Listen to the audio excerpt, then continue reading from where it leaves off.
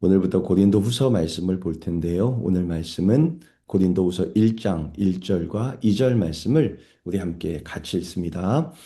하나님의 뜻으로 말미암아 그리스도 예수의 사도된 바울과 형제 디모데는 고린도에 있는 하나님의 교회와 또 온 가야에 있는 모든 성도에게 하나님 우리 아버지와 주 예수 그리스도로부터 은혜와 평강이 있기를 원하노라. 아멘. 오늘 말씀의 제목은 내가 아니라 우리로 시작하는 교회라는 제목으로 하나님의 말씀을 함께 나누려고 합니다. 고린도전서 말미에서 바울은 고린도 교회 자신의 대신으로 디모데를 보내겠다라는 말을 했었습니다. 그런데 고린도후서를 기록하면서는 한 걸음 더 나아가 아예 자신의 이름과 디모데의 이름을 함께 밝히며 편지를 시작하고 있습니다. 고린도 후서뿐만 아니라 빌립보서, 골로새서, 데살로니가 전후서에서도 바울은 디모데의 이름을 함께 언급해요. 아마도 바울에게 있어 디모데는 없어서는 안 될 동역자였을 것입니다. 바울은 다메섹으로 가던 도중 예수님을 직접 만났던 사람이지요. 환상을 보았고 성령께서 주시는 은사와 능력을 경험한 사람입니다. 사도라는 분명한 권위도 있었습니다. 그렇다면 혼자서도 얼마든지 사역할 수 있지 않았을까? 라는 질문도 해볼 만하죠. 그러나 바울은 혼자 사역하지 않았습니다. 그는 언제나 동역자들과 함께 했습니다. 하나님께서 맡기시는 일 이루는 데에는 반드시 함께 짐을 질 사람들이 필요하다는 것을 알았기 때문입니다. 여기서 우리는 드리모스 교회를 생각하지 않을 수 없죠.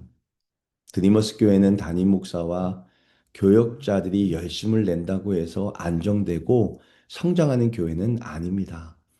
예수님을 믿고 각각 성령의 은사를 받은 사람들이 함께 모여서 자신에게 주어진 은사를 기꺼이 내어놓고 서로 마음과 힘을 합할 때 비로소 하나님의 교회다운 아름다운 하모니가 만들어지는 거죠. 고린도전서에서 나누었던 것처럼 예수님을 믿는다는 것은 성령을 선물로 받는다는 것이에요. 그리고 성령을 선물로 받았다는 것은 이미 하나님의 사역자로 부름을 받았다는 뜻입니다. 따라서 우리는 구경꾼이 아니라 참여자이고 소비자가 아니라 동력자임을 알아야 한다는 거죠. 그래서 바울은 그의 글에 이렇게 시작한 거예요. 하나님의 뜻으로 말미암아 그리스도 예수의 사도된 바울과 형제 디모데는 사도 바울조차 나라고 시작하지 않았습니다. 우리로 시작했습니다. 교회는 언제나 내가 아니라 우리로 시작하는 공동체여야 된다는 것을 그는 그의 편지의 첫 서두에서 말하고 있죠. 그리스도의 사역이라는 짐은 혼자 지는 짐이 아니라는 것을 보여주고 있습니다.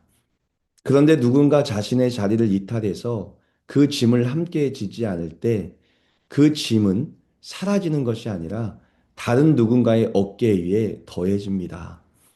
그래서 어떤 이는 마음과 몸의 고단함을 느끼게 되어 있는데요. 이것은 교회가 우리이기 때문임을 알 수 있습니다. 예수님을 믿을 때 우리는 성령을 선물로 받습니다.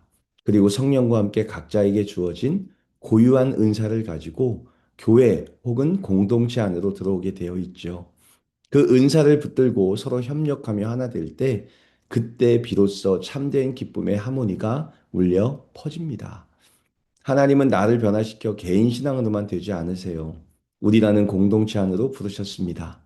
그리고 그 공동체 안에는 각자만이 감당할 수 있는 고유한 은사가 있지요. 그 은사가 함께 어우러질 때 하나님의 교회는 더욱 건강하고 아름답게 세워져 가는 것입니다.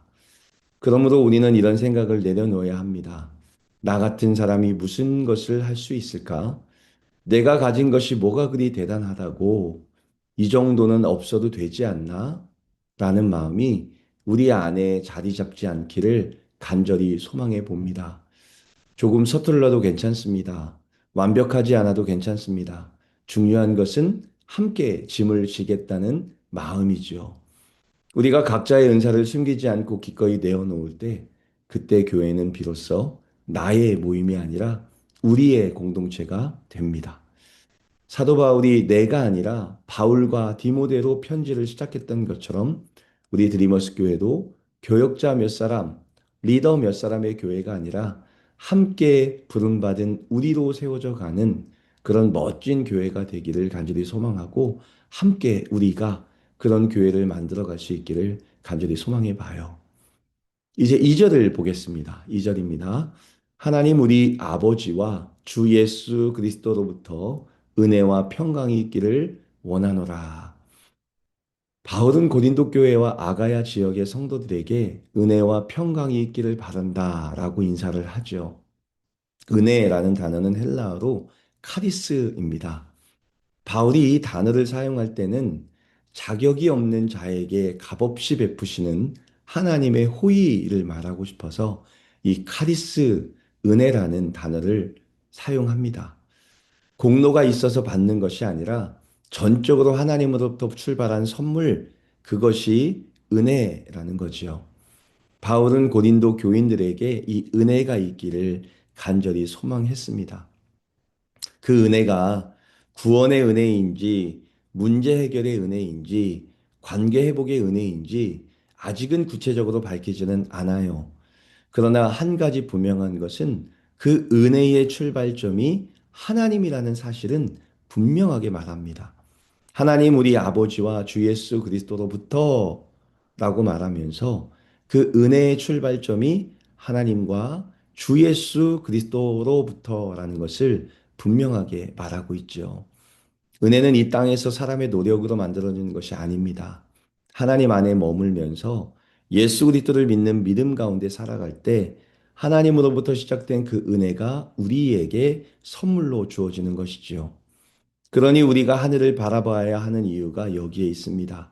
진짜 은혜는 하나님이 계신 그곳에서 출발하여 우리에게 와야 하기 때문입니다.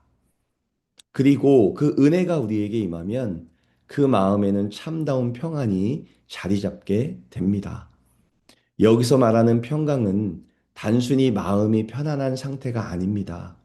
이 헬라어 평강은 샬롬이라는 의미를 담고 있습니다.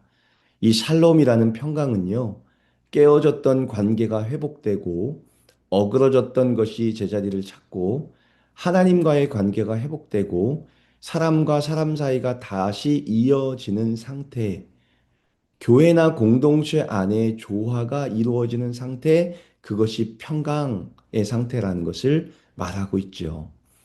바울은 갈등이 있었던 고린도 교회를 향해 이 평강을 축복합니다. 왜냐하면 평강은 노력으로 만들어지는 것이 아니라 은혜의 결과이기 때문입니다. 은혜가 먼저 임해야 평강이 온다라는 것을 말하는 거죠. 하나님으로부터 시작된 은혜가 우리 마음에 닿을 때에 그 은혜가 우리의 교만을 낮추고 상처를 녹이고 오해를 풀어낼 때 비로소 평강이 자리 잡게 됩니다. 그래서 은혜와 평강은 항상 이 순서예요.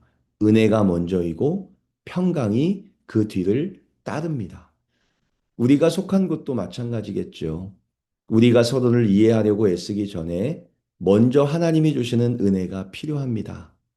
내가 옳다는 생각을 내려놓게 하는 은혜, 그래도 다시 함께 가자 하는 마음을 주시는 은혜, 나도 이 교회와 공동체에 필요하다는 확신을 주는 은혜가 임할 때, 그때 우리 안에 진짜 평강이 시작됩니다.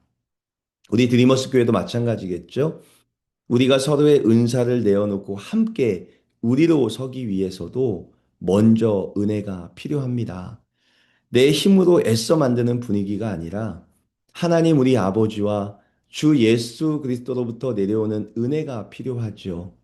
그리고 진짜 은혜는 하늘로부터 시작이 됩니다.